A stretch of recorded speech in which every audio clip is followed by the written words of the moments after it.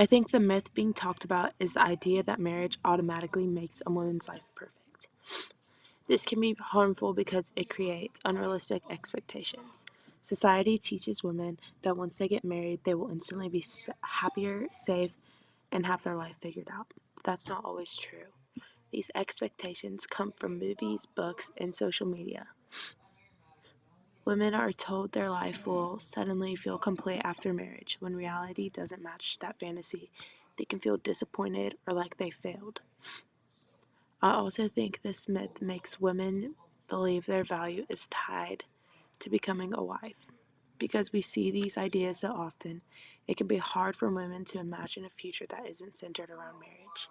If we recognize this as a myth, people can build more realistic and healthier relationships. Ruth explains that society promises women certain feelings from marriage, like happiness, security, love, and purpose. But she argues that this promise is often not true. Even though men sometimes do complain about marriage, they usually benefit more from it than women do. She also says stories like Cinderella teach girls from a young age how they're supposed to behave and that they should and what they should expect from marriage. These messages are repeated through movies and stories which make girls believe marriage will fix everything. I also think social media plays a role. Many influencers get married very young and make their lives look perfect online. They usually only show the happy moments, and people don't see the real struggles like money problems or relationship conflicts. Because of this, marriage can look easier and more perfect than it actually is.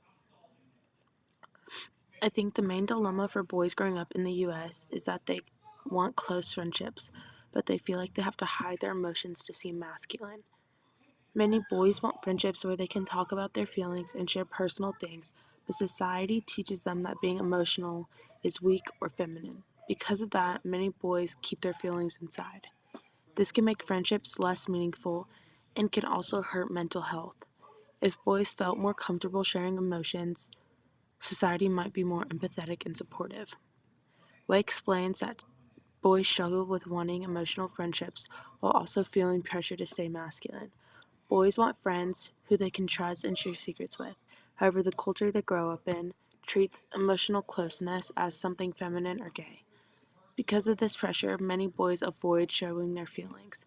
I see this in my boyfriend. He talks to me about his feelings and sees me as his best friend. I feel like I'm the only person he feels comfortable opening up to emotionally. I think he should be able to talk to his guy friends about his emotions too, but that doesn't usually happen. I've also noticed this when it comes to his relationship with his dad. I can tell certain things bother him, but he doesn't feel comfortable talking about it. I think homophobic jokes are often used to pressure boys into acting masculine. These insults are not always about targeting gay people. They are also used to warn boys that if they don't act masculine enough, they'll be mocked. Because of this, many boys avoid showing emotions or expressing themselves. They don't want to be labeled or made fun of. This can make friendships less honest because boys feel like they have to hide parts of themselves.